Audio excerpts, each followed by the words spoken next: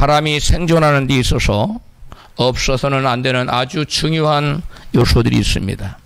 가장 먼저 산소가 없으면 보통 사람은 10분 이내에 다 죽습니다. 산소 다음으로 인간은 또 물이 있어야 됩니다. 물 마시지 않으면 살아갈 수가 없습니다. 인체의 70% 이상이 물로 구성되어 있을 정도입니다. 다음으로 인간은 음식물을 먹어야 영양을 얻고 힘을 얻어서 살아갈 수 있습니다. 음식물 중에 아주 중요한 것이 있는데 우리가 소금을 섭취하지 않으면 안 됩니다. 소금을 섭취하지 않으면 우리 인간은 생존이 불가능합니다.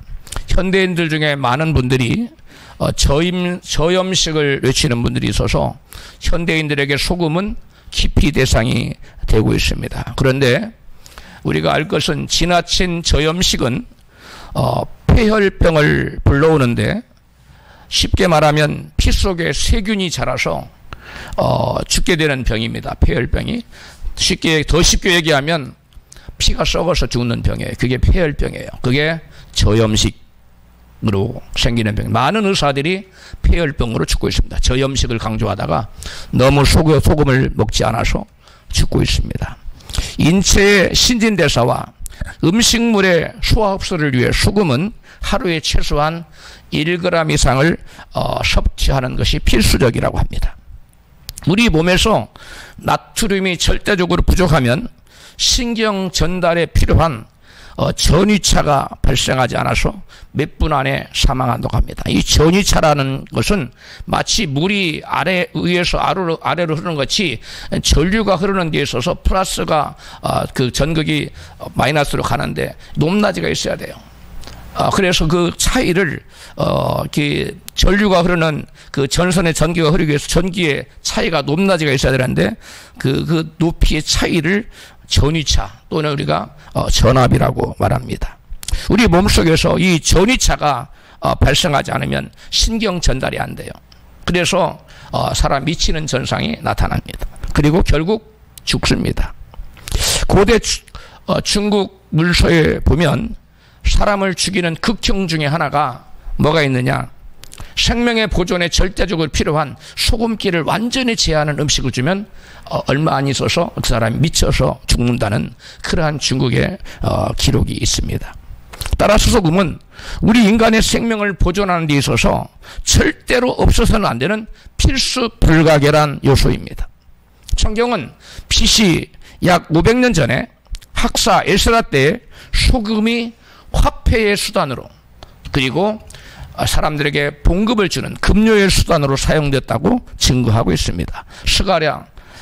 스가랴가라 에스라 그 14장에 우리가 이제 왕궁의 소금을 먹음으로 왕이 수치당함을 참아보지 못하여 사람을 보내어 왕에게 아뢰옵나이다. 여기서 왕궁의 소금을 먹는다는 말은 왕궁이 지급해주는 급료로 우리가 지금 생계를 유지하고 있습니다. 그런 의미인 것이죠.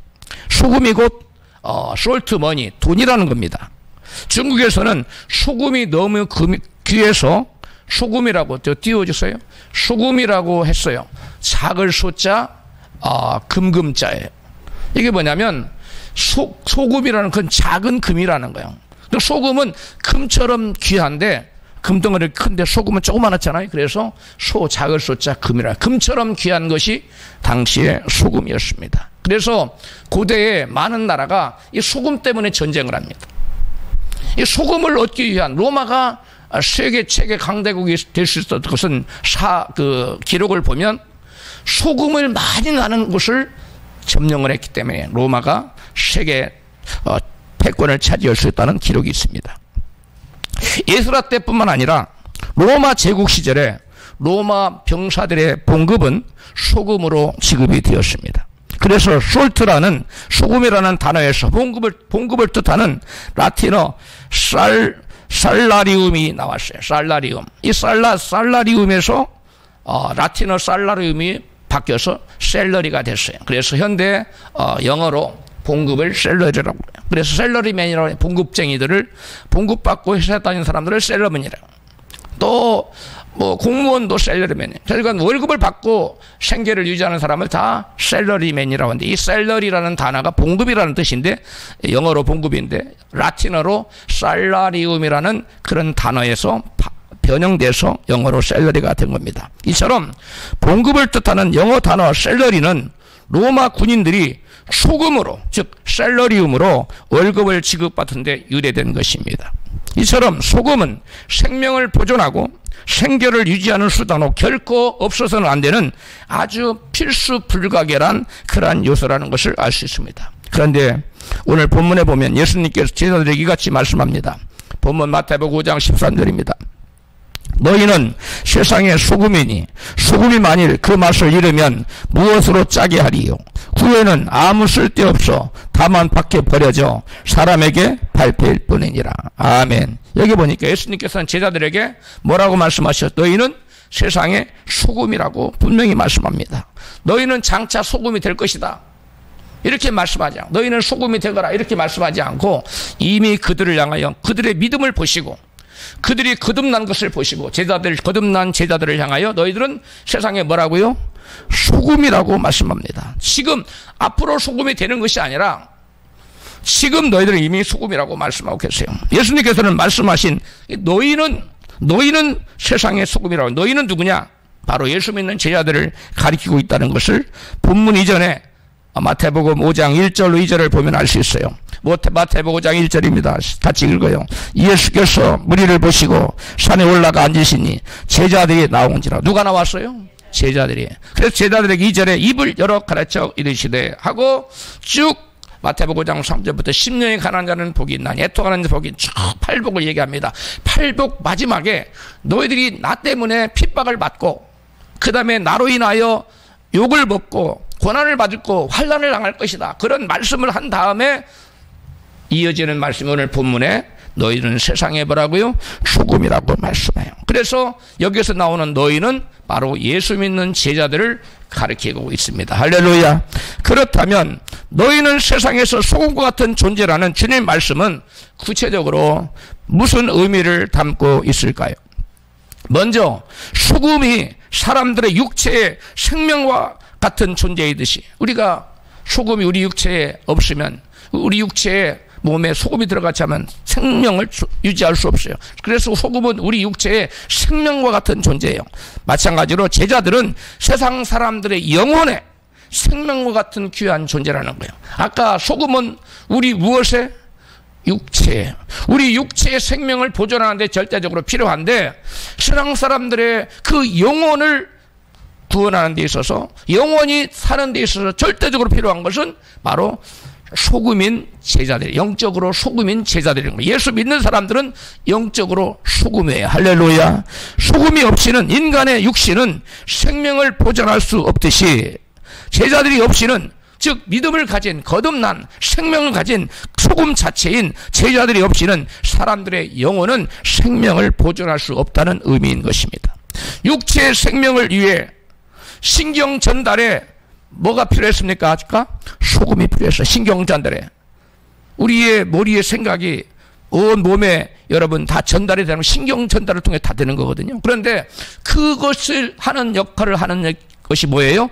소금이에요. 나트륨이에요. 그것이 있어야 전이차가 생겨서 우리의 신경이 전달이 돼요. 우리의 머리의 생각이 온몸에 전달해. 손이 움직여라, 머리가 명령하면 이게 신경 전달을 다 통해야 되는 건데, 이것이 소금의 역할이에요. 소금이 전이차를 만들어서 신경을 움직이게 만들어요. 마찬가지로 우리 영혼에, 우리 영혼이 하나님의 교통할 수 있는 그러한 그 일을 하는 게 뭐냐? 영적인 소금이에요. 깨달아져서 아멘 합시다. 우리 몸의 신경 전달을, 머리의 생각을 지시하고 전달하는 게 여러분 소금인데, 전이차를 만드는 것인데, 우리 영혼이 하나님과 연결되게 만드는 그러한 것이 바로 뭐냐? 바로 영적인 소금이에요. 할렐루야.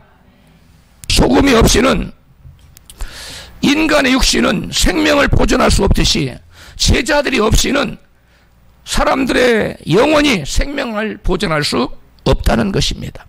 육체의 생명을 위해 신경 전달의 소금이 절대로 필요하듯이, 우리 영혼의 생명을 위해서 하나님과 교통하는 데 필요한 것이 뭐냐면 제자들과 같은 소금이 절대로 필요한, 영적인 소금이 필요하다는 것이에요. 레위기 21장 2장 레위기 2장 13절입니다. 같이 읽습니다. 내 하나님의 연약의 소금을 내 소재에 빼지 못할지니 내 모든 예물에 소금을 드릴지니라. 아멘. 여기에 성경이 보니까 소금을 뭐라고 묘사하고 있습니까? 하나님의 언약이라고 묘사하고 있어요. 하나님을 언약을 소금이라고 말씀하고 있어요. 즉 하나님의 언약은 다르게 표현하면 뭡니까? 하나님의 복음이에요. 더 쉽게 말하면 말씀이라고 말할 수 있어요.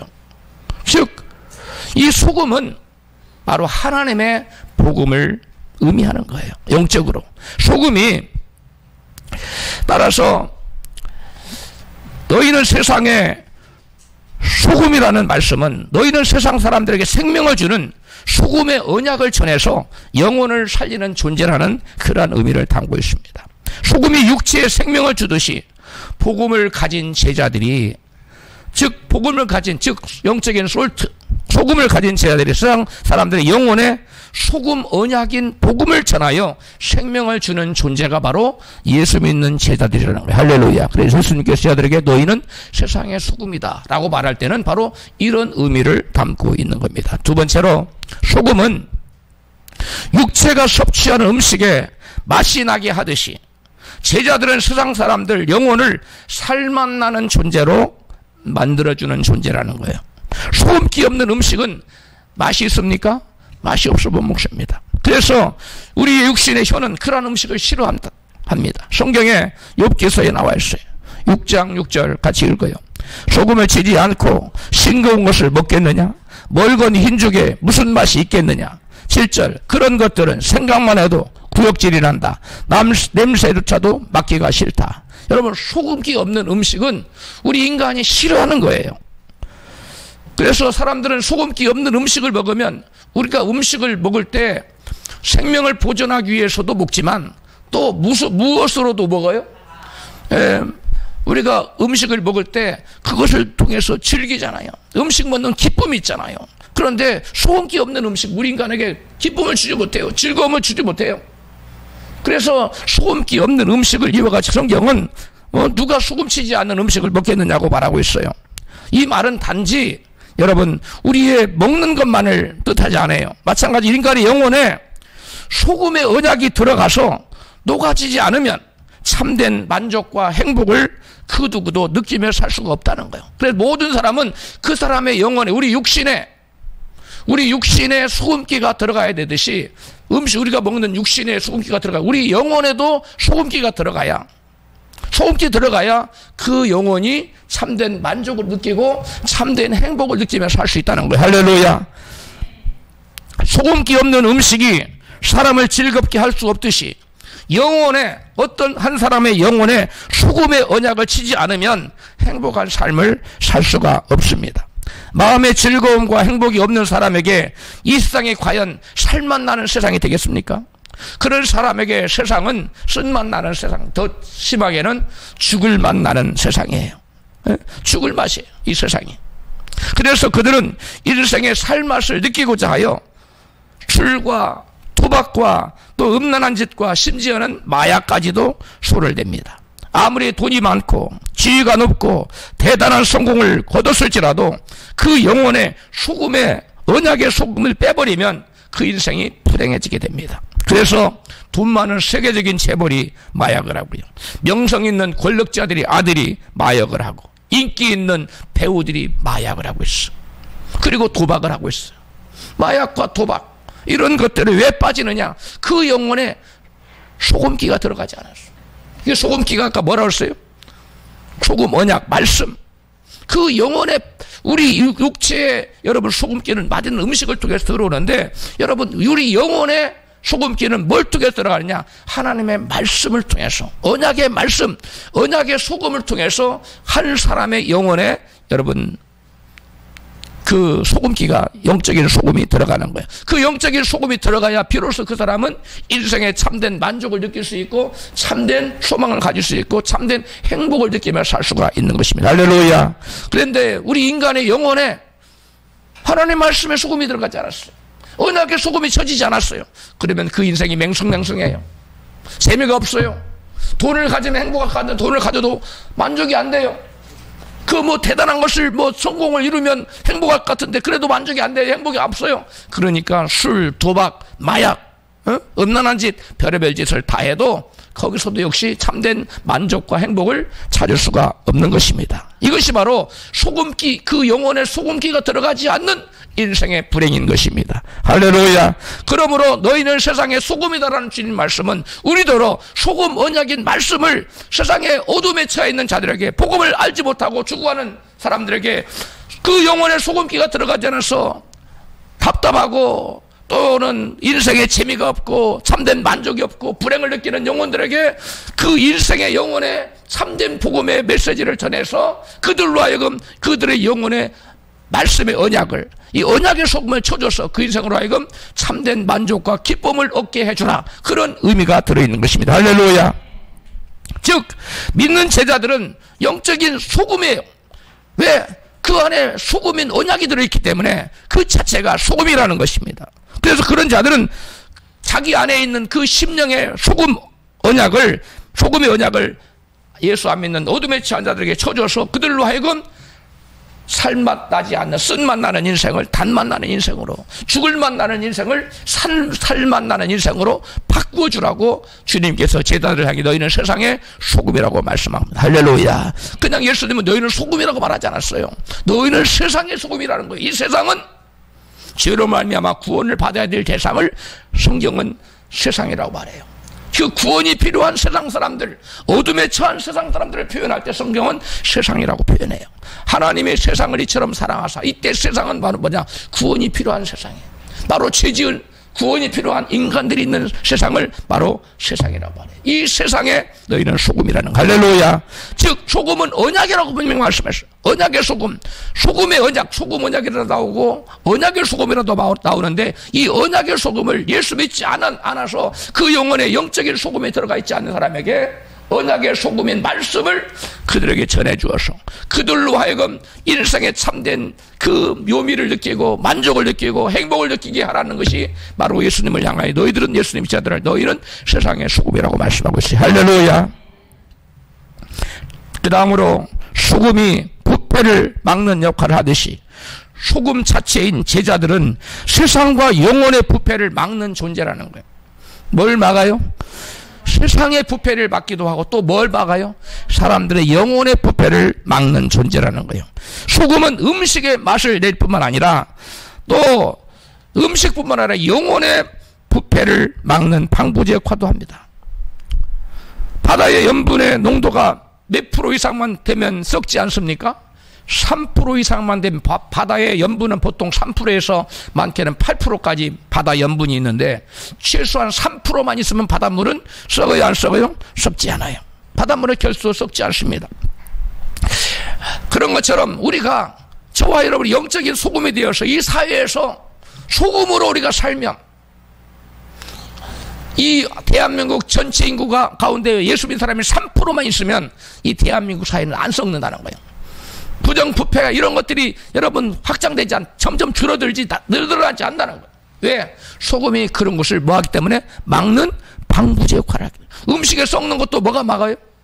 소금이. 세상에 썩는 것도 누가 막아요? 소금이 막는 거예요. 영원히 부패하는 것도 뭐가 막아요? 소금이 하는 겁니다. 할렐루야. 3.1운동 때 조선 인구는, 우리나라 조선 인구는 1600만 정도였어요.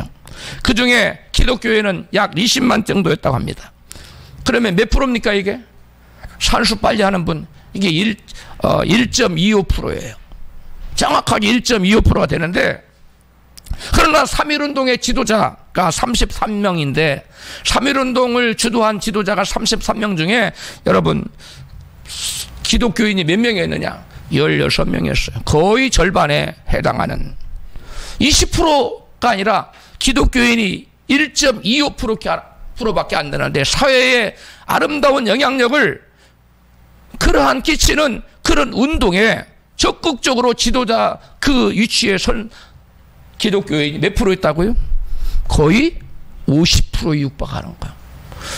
그러므로 이것은 우리에게 무엇을 의미하느냐? 크리스찬들의 그 당시에 얼마나 선한 영향력을 우리 조선 사회에 끼쳤는가를 여러분 단적으로 보여주는 예입니다. 그래서 교회 다닌다고 그러면 그 당시에는 사람들에게 교회 다니십니까? 교회 다니는 그 당시에 조선 사람들은 사회의 빛이 되었어요. 사회의 소금 역할을 감당했어요. 그래서 사회로부터 존경을 받았어요. 그런데 오늘날은 어떻습니까? 오늘날은 1.25가 아니라 20%가 넘는다고 말았는데 교회의 영향력은 오늘날 어떻습니까? 날이 갈수록 약화되고 있어요. 그리고 사회는 날로 부패해 가고 있습니다. 요즘 사회의 각종 비리의 목사, 장로가 연루가 돼서 교회가 부정부패의 마치 온상처럼 사람들에게 인식되고 있습니다. 그 이유가 무엇입니까? 교회가 소금이 아니라는 거예요. 교회가 소금이면 소금이 있는 곳에는 반드시 뭐가 사라져요? 부패가 사라져요. 썩는 것이 멈춥니다. 썩은 물이 내려가다가도 교회가 딱 있으면, 소금이 있으면 거기서부터는 안 썩어요. 여기까지는 썩었는데, 소금이 있기까지는 썩었는데 줄줄이 다 썩어요. 만나면, 부패한 것이 만나면. 그런데 소금을 만나면 더 이상 썩지 않는다는 것입니다. 교회가 소금이면 세상은 더 이상 썩지 않습니다. 교회가 소금이면 세상에 선한 영향력을 미칠 수 있어요. 그런데 교회가 소금이 아니에요. 말로만 교회예요. 말로만 소금이에요. 대부분 가짜라는 거지요. 그러니까 세상은 계속 무너지고 교회가 세상의 비리 온상처럼 여겨지고 있는 것입니다. 예수님 당시나 지금이나 교회의 사명은 세상의 부패를 막는 소금 역할을 감당하는 것이요. 부패의 물줄기가 흐르다가도 진정한 소금을 만들어내는 교회를, 진정한 교회 앞에서는 부패가 멈추게 되어 있습니다. 썩는 생선과 싱싱한 생선 중간에 소금을 딱 넣어보세요. 그러면 그 썩는 생선 때문에 싱싱한 생선이 소금이 없으면 당연히 썩어야 되는데 중간에 소금기 때문에 더 이상 썩지 않아요. 이게 소금의 역할입니다. 할렐루야. 이게 바로 교회의 역할이라는 거예요.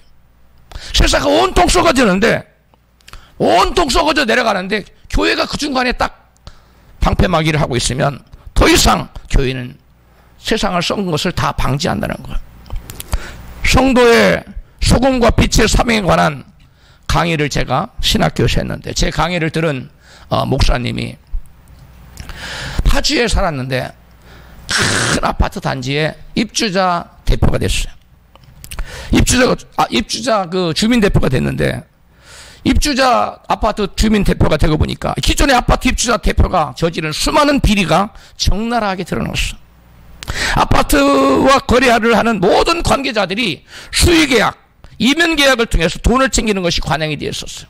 그리고 그거 모든 것들이 누구에게 부담이 됐냐? 주민들에게 다 나눠져서 부담으로 갔어요.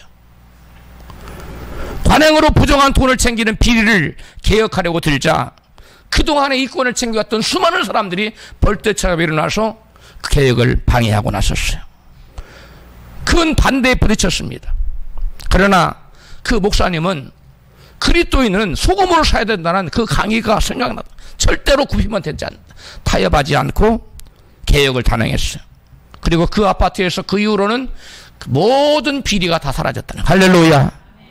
제가 학기 초에 소금에 대한 강의를 했는데 학기 말에 간증을 하고 싶다는 거예요. 학생들 앞에 나와서 하라고 그랬어요. 바로 이 얘기를 했어요. 목사님, 교수님, 제가 그때 강의 듣고 타협하지 않고 소금으로 살아야 된다는 걸 명심하고 이렇게 했더니 아파트 전체가 다 바뀌어버렸고 주민들에게 나가는 그 요금이 확실히 줄어버렸다는 거예요. 어마어마한 많은 계약들이 아파트가 큰 아파트니까 계약처럼 전부 다 수면 밑으로 이면으로 계약서는 이만한 액수로 하고 실제로는 조금 해주고 밑으로 돈을 챙기는 그런 비리가 가득하다는 거예요.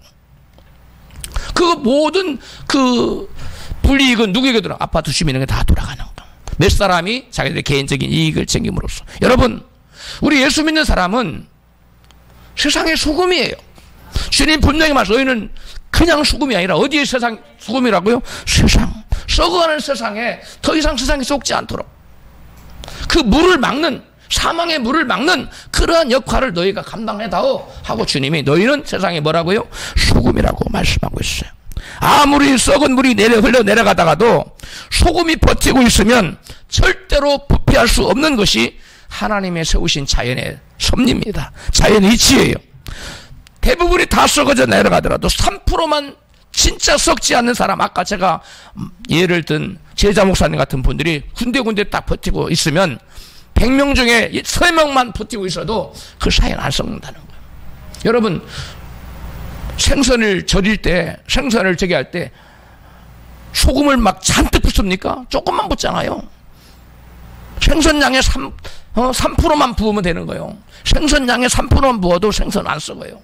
마찬가지로 이 사회에 이 어둠이 까무리 가득해도 예수 믿는 진짜 예수쟁이, 진짜 거듭난 사람, 진짜 주님의 제자가 3%만 존재하면 절대로 썩지 않는다는 겁니다. 할렐루야. 그런데 목사들이, 장로들이 이 비리 앞장서고 있어요. 에? 정말 입에 담기 어려운 온갖 죄에 요즘은 장로들보다 목사들이 더 많더구만. 입에 담기 어려운 죄를 짓고 있어요. 이게 소금입니까? 소금이 아니에요. 소금이 아니라는 것을 스스로 증거하는 겁니다. 오늘날 한국 기독교인 20%가 넘네 어쩌네 해도 한국 사회가 계속 썩어져 가고 온갖 비리가 들춰내면 덮여져 있으니까 거기 조사하고 뭐 들춰내면 다 드러나는데 말로 표현할 수 없는 부패, 썩은 것이 가득한 이유가 뭐냐? 한국 사회에 예수 믿는 사람이 실제로 3%가 안 된다는 거예요. 3%만 있으면 그런 일이 안 일어난다는 거예요. 그런데 오늘날 소금이 3%가 없어요. 왜 그래요? 교회가 썩어버렸어요. 교회가 소금이 아니에요. 그러니까 세상이 같이 썩는 거예요. 세상을 비난하기 전에 내가 과연 소금으로 살고 있는가? 내가 과연 세상의 소금인가를 우리 자신은 냉철하게 돌아봐야 됩니다. 할렐루야. 네 번째로 소금을 들이키는 사람은 갈증을 느끼게 돼 있어요. 그래서 소금인 제자들과 접촉하는 사람은 영적인 소금을 들이켰기 때문에 영적인 갈급함을 느끼게 돼 있어요. 영적인 갈증을 느끼게 마련입니다. 소금기를 많이 섭취한 사람은 심한 갈증을 느끼고 물을 많이 마시게 돼요. 물을 많이 찾게 돼요. 소금을 많이 마셨는데 물을 마시지 않으면 얼마나 목이 마릅니까? 심한 갈증을 느끼잖아요. 마찬가지로 영적인 소금인 제자들과 성도들과 많이 접촉을 한 사람은 영혼의 갈증을 느껴서 그 영혼의 갈증을 해결할 그런 영적인 생수를 갈급하게 찾게 돼 있어요. 세상 사람들은 진정한 제자로서 소금 같은 삶을 사는 성도와 자주 접촉한 어떤 그 사람은 반드시 영적인 갈증을 느끼게 돼 있고 그 영혼의 상소를 찾게 돼 있습니다. 할렐루야. 그래서 밖으로는 말하지 않아도 나도 저 사람을 변화시킨 예수 믿고 싶다는 영적인 갈증을 강하게 느끼게 되는 것입니다. 영적인 소금인 제자들, 즉 우리를 만난 사람들이 얼마나 나 때문에 영적 목마름이 그들 영혼 속에 솟구치고 있습니까? 나 때문에 저 사람이 나도 저 사람 믿는 예수 믿고 싶어, 나도 한번 저 사람처럼 변화받고 싶어 하는 영적인 갈급함을 여러분과 제가 만나는 사람에게 던져주지 못한다면 우리는 과연 내가 소금인가? 영적인 소금인가? 세상의 소금 역할을 감당하고 있는가? 나 자신을 돌아봐야 돼요. 뭐 예수 믿는 너나 안 믿는 나나 삶을 보니까 개킨 도킨이다, 그게 그거다 이렇게 말한다면 우리는 우리 자신을 심각하게 돌아보고 회개하지 않으면 안 될 줄로 믿습니다. 영적인 소금인 우리를 만난 사람들이 얼마나 나 때문에 영적인 갈급함을 느끼고 하나님을 찾는 그런 답답함, 그런 갈증이 그 사람에게 일어나게 하느냐, 그것이 우리의 믿음을 잴 수 있는 척도인 것입니다. 영적인 소금이신 예수님을 바라본 니고데모가 심한 영적인 갈증을 느끼고 밤중에 몰래 찾아오지 않습니까? 사람들을 피해서 유대인의 관원이기 때문에 대낮에 나가지는 못하고, 그렇다고 이 영적인 갈증을 해결할 길은 없고 밤에 몰래 찾아왔어요. 이게 바로 소금인 예수님이 그 예수님과 부닥친 니고데모가 아하, 저분에게 뭔가 있다. 영적인 갈증을 유발시켰다는 거예요. 마찬가지로 예수님이 소금이듯이, 예수님의 제자인 저와 여러분이 소금이라면 우리와 아빠 딱 드리는 모든 사람은 자연적으로 영적인 소금을 마시게 돼 있어요. 그래서 영적인 소금물을 마신 사람은 반드시 영적인 갈증을 느끼게 돼 있어요. 그래서 반드시 빛을 찾고 하나님을 찾고 여러분 은혜를 구하게 돼 있는 줄 믿습니다. 우리 성도들이 올바르게 은혜를 받고 올바르게 변화되었다면 반드시 세상 사람들이 우리를 보고 나도 어떻게 하면 하나님을 만나서 저런 은혜를 받을 수 있을까? 그러한 갈급한 갈증을 우리 주변에 만나는 모든 사람들에게 생겨나게 하도록 되어 있는 것입니다. 할렐루야. 그렇다면 너희는 세상에서 빛이라는 주님 말씀은 구체적으로 무슨 의미를 담고 있을까요? 큰 두 번째예요. 너희는 세상에 이제는 처음에는 아까 뭐라고 세상에 이제는 뭐라고 처음에는 뭐라고 했어요? 소금이. 이제 두 번째는 뭐라고요? 너희는 세상의 빛이라는 거예요. 그러면 너희는 이제는 세상의 빛이라 이 말씀은 구체적으로 무슨 의미를 담고 있을까요? 첫 번째, 빛이 없으면 사람들이 살아갈 수 없듯이 제자들은 세상 사람들의 영혼에 영적인 생명의 빛을 비춰주는 존재라는 거예요. 할렐루야. 제자들은 세상 사람들에게 무엇을 비춰줘요? 영적인 생명의 빛을 비춰주는 존재라. 태양빛이 없이는 인간은 생명을 보존할 수 없습니다. 마찬가지로 우리 사람들의 영혼에 생명의 빛이 비춰지지 않으면 그들 영혼이 살 수가 없어요. 우리 인간은 육체만 존재하는 것이 아니라 우리 인간 안에 영혼이 존재하는데 우리 육체는 태양빛을 의지해 살아요. 그러나 우리 영혼은 태양빛이 아닌 의의 태양 되시는 예수님의 그 생명의 빛을 받아서 살아갑니다. 할렐루야. 설교왕 스펄전이 그 설교를 들어보면 이런 말이 나와요. 불신자가 냉소적으로 예수 믿는 사람에게 도전을 합니다. 이렇게 질문했어요. 나와 같이 예수 안 믿는 자에게는 어떤 불이익이 생기며 당신같이 예수 잘 믿는 사람에게는 어떤 이익이 있습니까? 두 번째 질문. 태양은 나같이 신앙 없는 사람에게도 비춰주고 당신같이 예수 믿는 사람에게도 비춰준 똑같이 골고루 빛을 나눠주고 있지 않습니까? 뭐가 다릅니까? 이렇게 질문했어요. 그러자 이 질문에 대해 그의 그 신앙이 이렇게 멋있는 답을 했습니다. 물론 그렇습니다. 하나님은 안 믿는 당신 같은 사람이나 믿는 나 같은 사람은 똑같이 태양빛을 비춰줍니다. 그러나 신앙이 있는 저에게는 하나님이 한꺼번에 두 개의 태양이 동시에 태양을 비춰주고 있습니다. 하나는 내 육신을 비춰주고 있는 저 눈에 보이는 태양, 하나는 내 영혼을 비춰주는 의의 태양, 바로 생명의 빛을 비춰주고 있습니다. 할렐루야. 예수 그리스도의 태양이라는 새로운 그 몸을 영혼을 비춰주는 그러한 또 다른 태양이 있다고 대답을 했다는 겁니다. 그렇습니다. 태양은 우리 육신을 비춰주지만 의의 태양이신 예수님은 어둠에 속한 영혼들에게 생명의 빛을 비춰줍니다. 할렐루야. 세상에 눈에 보이는 모든 사람에게 비춰주는 이 태양은 저들에게 육신만 비춰줄 거예요. 저들의 육신의 삶을 영위하는 데만 비춰줘요.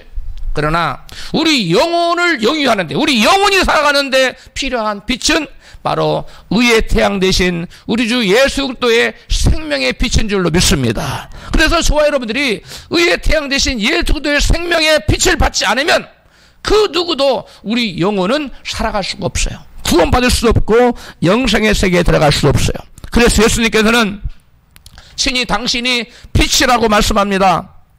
요한복음 8장 12절 시작.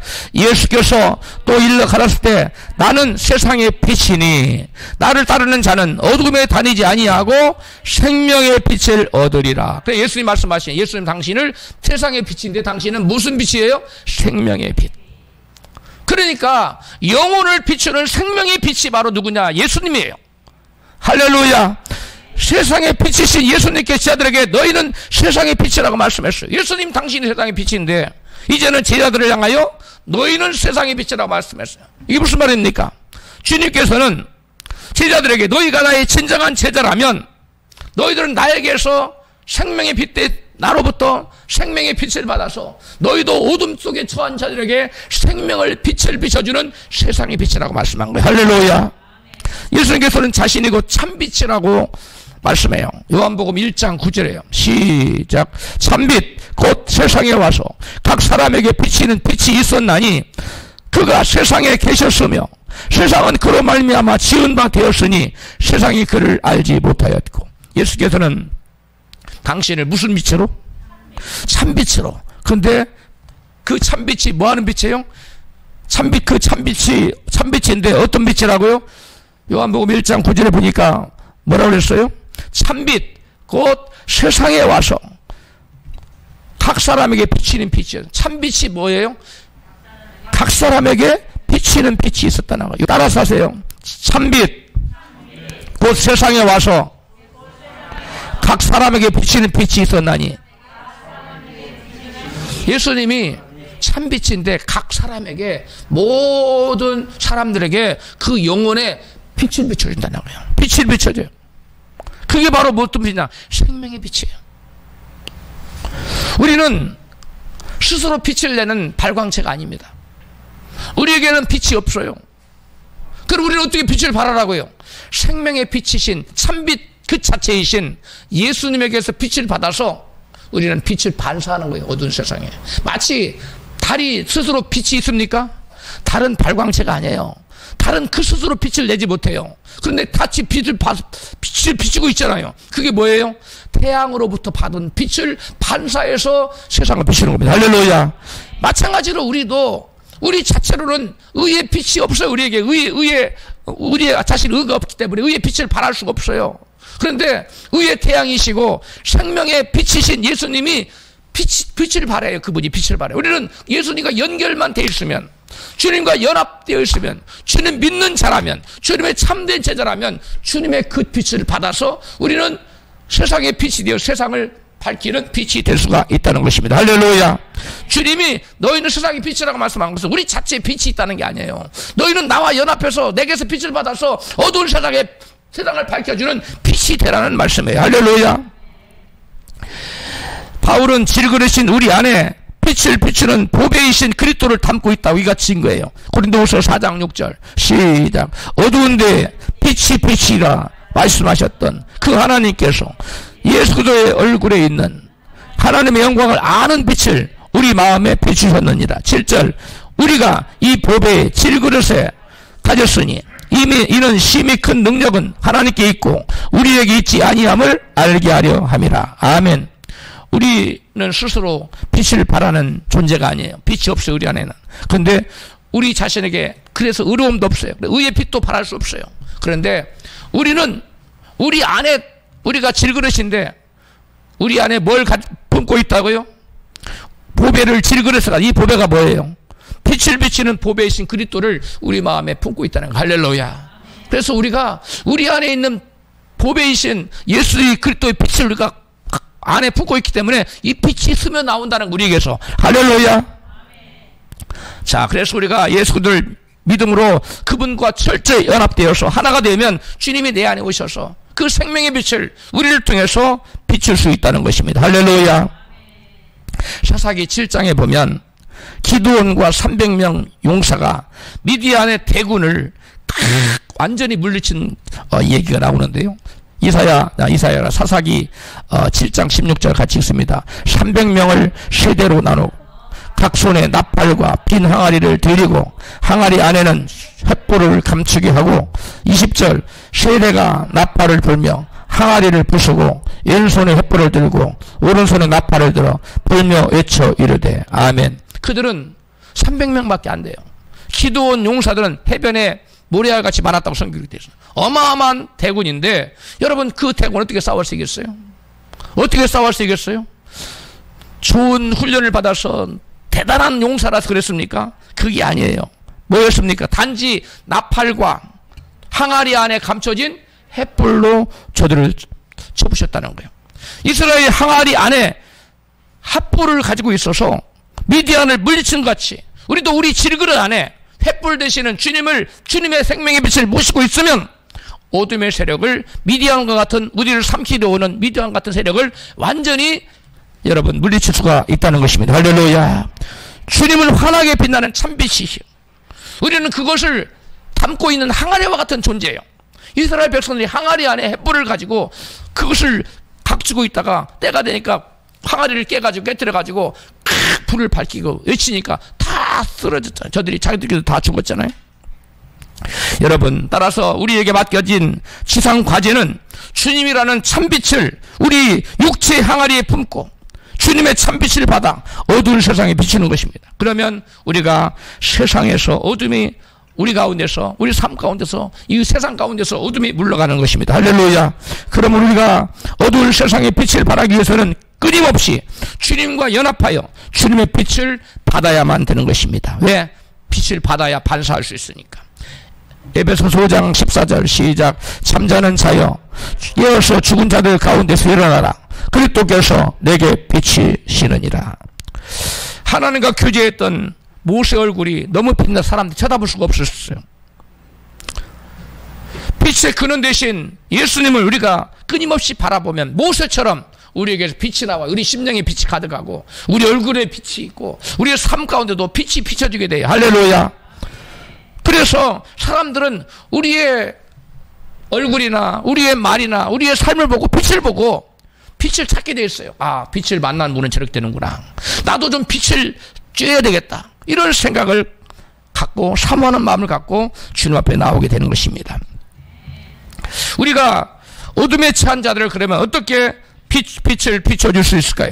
예수님은 마태복음 5장 16절 이같이 말씀합니다. 같이 읽어요. 이같이 너희 빛을 사람 앞에 비치게 하여 저희로 너희 착한 행실을 보고 하늘에 계신 너희 아버지께 영광을 돌리게 하라. 아멘. 여기 보니까 주님은 우리가 어떻게 세상에 빛을 발하라고 그랬어요? 착한 행실로. 착한 행실로. 우리가 착한 행실을 하려고 애써서 빛이 되는 것이 아니라 착한 행실을 해서 빛이 되는 것이 아니라 우리가 우리 안에 빛을 모시고 있으면 착한 행실이 나오는 거예요. 이거 잘 들어야 됩니다. 우리가 착한 행실을 만들어내는 것이 아니고 우리가 착한 행실을 한다고 해서 우리가 빛이 되는 것이 아니고 우리 안에 빛을 빛 대신 생명의 빛 대신 예수를 모시고 있으면 우리 가운데 착한 행실이 나온다는 거예요. 깨달아져서 아멘 합시다. 마지막으로 세상의 소금이요 세상의 빛인 제자들은 과연 어떻게 소금과 빛의 사명을 감당할 수 있을까요? 빛의 사명은 뭐예요? 어둠을 쫓아내는 것이 빛의 사명입니다. 그러면 소금은 어떤 사명 가지고 있습니까? 맛을 내게 하고 맛을 내게 하고 썩지 못하게 막는 것이 그의 사명입니다. 소금의 사명이에요. 우리 주님께서 빛과 소금의 사명을 감당하기 위해 우리더러 그 어떤 일을 하라고 말씀하지 않으셨어요. 오히려 주님은 너희가 빛과 소금이 되면 빛과 소금이 되기만 하면 십자가를 지고 사명을 감당할 수 있는 능력이 우리에게 임한다고 말씀하셨어요. 할렐루야. 왜 그래요? 우리가 빛과 소금이 되면 주님의 참 제자, 주님과 내가 연합하면 내 안에 있는 그리스도의 능력이 나를 사로잡아요. 그래서 우리가 십자가를 질 수 있는 거예요. 소금처럼 녹아질 수 있는 겁니다. 촛불처럼 스스로를 태울 수가 있는 거예요. 여러분, 빛과 소금은 공통점이 있는데 빛을 발하고 소금의 역할을 감당하게 스스로가 뭐 해야 돼요? 녹아져야 돼요. 소금이 녹아져야 되고 촛불은 타야 돼요. 횃불도 기름을 태워야 돼요. 자기 스스로를 태워야 돼요. 이게 바로 십자가를 지는 거예요. 저와 여러분이 빛과 소금이 되면 빛과 소금이 되었다는 것은 그리스도와 내가 연합되었다는 거고 참된 믿음의 사람이라는 거, 하나님의 자녀가 되었다는 건데 그런 사람은 주님과 연합됐기 때문에 주님의 능력이 곧 나의 능력이 되는 거예요. 그래서 주님의 십자가를 지었던 우리도 각자에게 주어진 자기 십자가를 질 수 있는 능력이 부어지는 거예요. 할렐루야.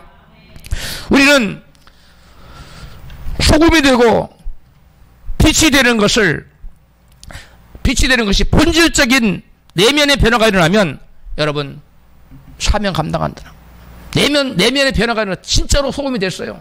진짜 빛이 됐어요. 그러면 여러분 어두운 세상의 소금의 역할, 빛의 역할을 감당할 수 있게 된다는 거예요.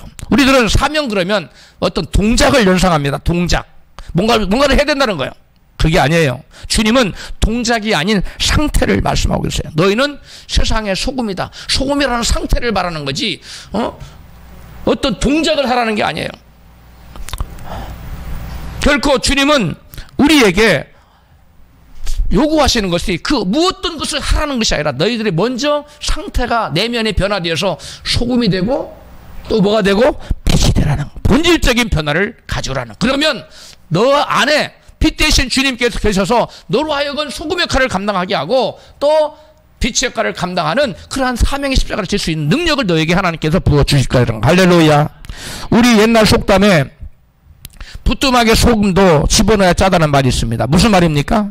아무리 부뚜막에 소금이 산처럼 쌓여 있어도 음식에 소금을 집어넣어 녹지 않으면 맛을 낼 수 없다는 거야. 소금과 빛은 본질적으로 뭐 할 때 그 가치를 인정받아요?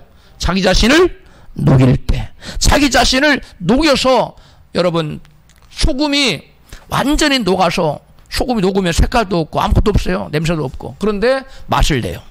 그런데 썩지 않게 해요. 소금의 사명 감당하는 겁니다. 마찬가지로 저와 여러분이 나를 내세우지 않아도 우리가 예수 안에서 나를 부인하고 나를 죽이면 내가 십자가를 지면 내가 십자가를 지는 곳에 그곳에 여러분 소금의 역할이 감당이 되고 빛의 역사가 나타난다는 것입니다. 할렐루야.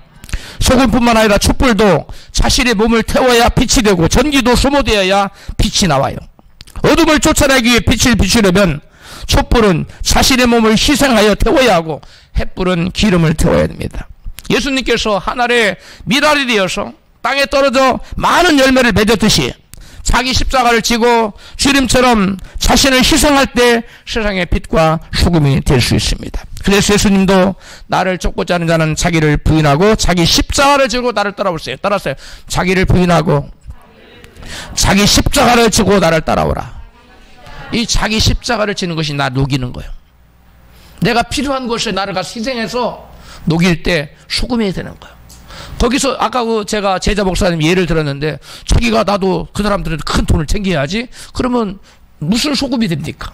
자기를 부인하고 자기 십자가를 지고 욕을 먹고 핍박을 받고 왜 그렇게 하냐고 많은 사람 반대를 무릅쓰고 그렇게 하는 것이 바로 자기 십자가 지는 거예요. 그때 소금 역사가 나타나서 더 이상의 부패를 막았잖아요.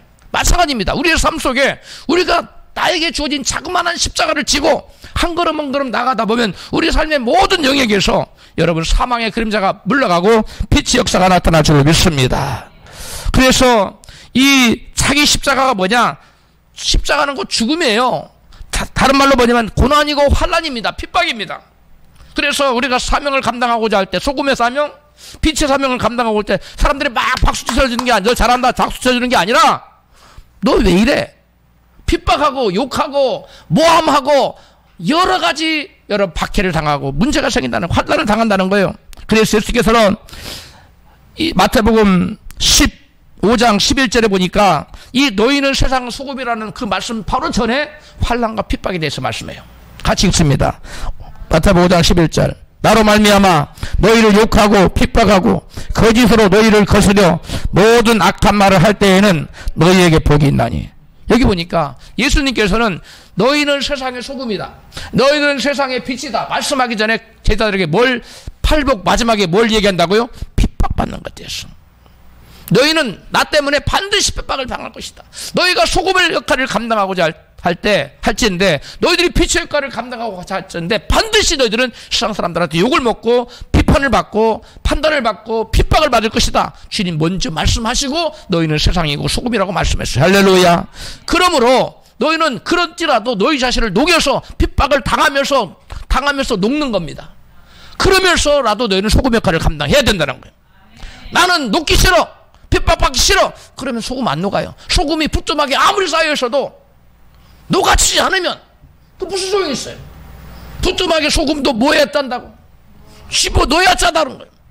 우리가 나를 부인하고 십자가를 질 때, 여러분 내가 죽어질 때, 우리가 우리 자신을 희생할 때, 예수님이 희생해서 하늘의 비라 땅에서 죽은 것처럼, 그래서 많은 열매를 맺는 것처럼 우리가 죽어져서 땅에서 죽을 때, 십자가를 질 때 우리는 비로소 소금의 사명, 빛의 사명을 감당할 수 있게 되는 줄 믿습니다. 만약 우리가 소금의 역할을 감당하지 않으면 어떻게 될까요?